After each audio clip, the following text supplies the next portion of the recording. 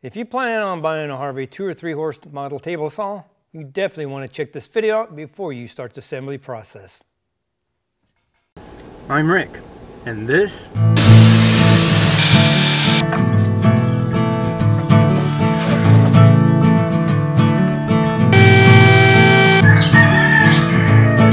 Shut the heck up, you stinking roosters.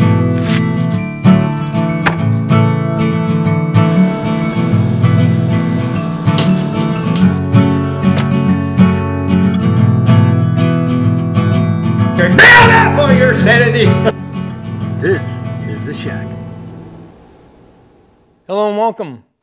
Yes, if you have purchased or thinking of purchasing the 2 or 3 horse model Harvey Table Saw, you definitely want to check this video out.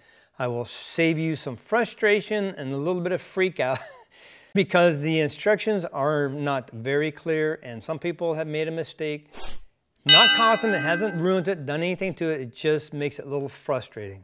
Because of my last correspondence with a viewer who had called Harvey, waiting on a call back from the tech, I guess maybe she found one of my videos, she immediately emailed me. As soon as I saw it, I said, I gotta respond to this now. So I stopped everything and I had to respond. Told her just to take a deep breath. I guarantee you, you did not fry or ruin your brand new table saw. Basically what happened was once she got her table saw, she removed the yellow bar, going through the setup, went to turn it on, it started to squeal, started to smell like rubber burning, and then the blade ceased to spin, it stopped. Shut it off, thought, oh my God, I just fried my motor, it's done. Well, when I emailed her back, I told her some things you need to check for. I keep hearing noises over there. There's some things you need to check for. The access panel, I don't know, depending on the model, right or left side. Mine, if you're in front of the table saw, like you're feeding material through, it's on the left side, same size as my tilt wheel is on. You have 6 screws to hold that on, remove those, that'll give you access. You should be able to see the motor, the belt, the arbor shaft and all that up there with your blade on it. I said, as soon as you remove that, check and see if the belt is on. And I went through a few things, you know, if the belt isn't on, well, we know what to do from there. If the belt is on, you can spin it by hand, should be able to spin it by hand. You know, I just went through a bunch of scenarios. Well, I got an email back stating I hit it dead on. As soon as she removed it, this is what she saw. This is hers. The belt, as you see, is off. It came right off. That's why you heard the squealing. It came off. That's why you smelt it, because the motor was turning, but the belt wasn't. It was just sitting there. Didn't ruin nothing. Fine.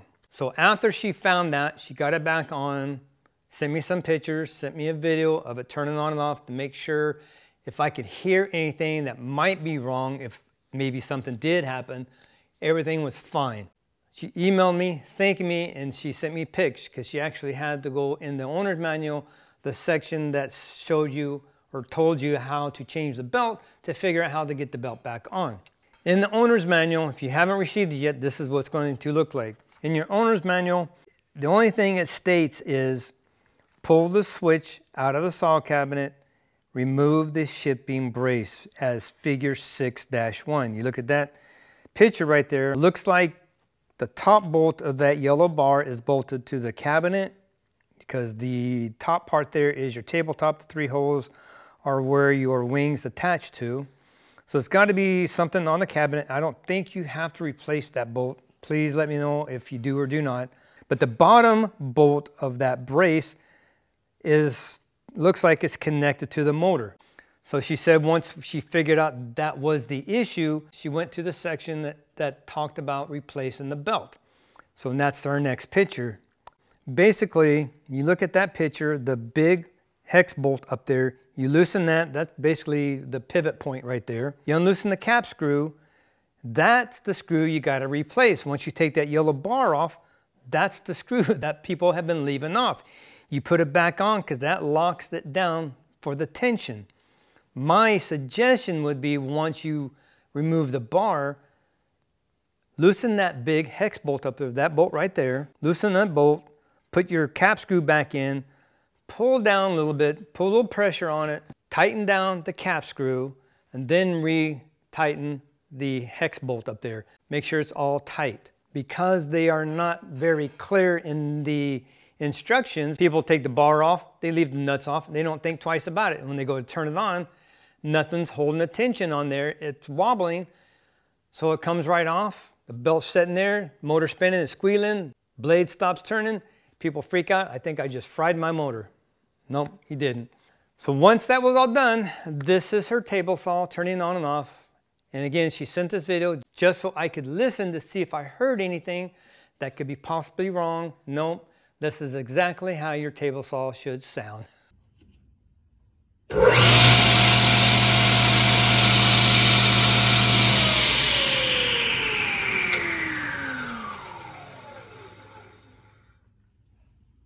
Simple fix, just not very clear, and some people will make that mistake, so don't freak out. Don't think you ruined it. Very simple. Go back, put the bolt in, but loosen that hex bolt so you can lift the motor up, put the belt back on all the pulleys, pull it down, get the tension, tighten everything down. You are good to go. So thank you, Teresa, for sending those pictures. We can share it with everybody else. Now you know. I am so appreciative of all my viewers sharing this information so those new people getting their new table saw can learn from our frustrations, from our mistakes, and not make them and have a much more enjoyable time assembling and using their table saw. But I will be talking to Harvey because I still haven't found out what was wrong with mine. I don't think they had a chance to get to it yet.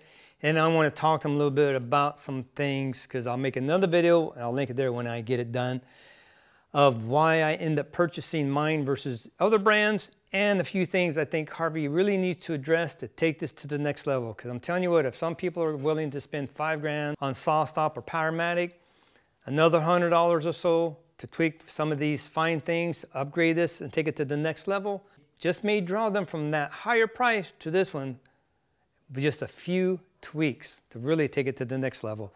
That is it. Thank you so much for watching. Be blessed. Take back your shack. Build it for your sanity. Telling you what, sometimes these little things can drive you nuts and just frustrate the heck out of you. That simple little bolt can freak some people out. Just replace that single bolt and you'll save yourself much headache and frustration. Thanks for watching. We will see you next video.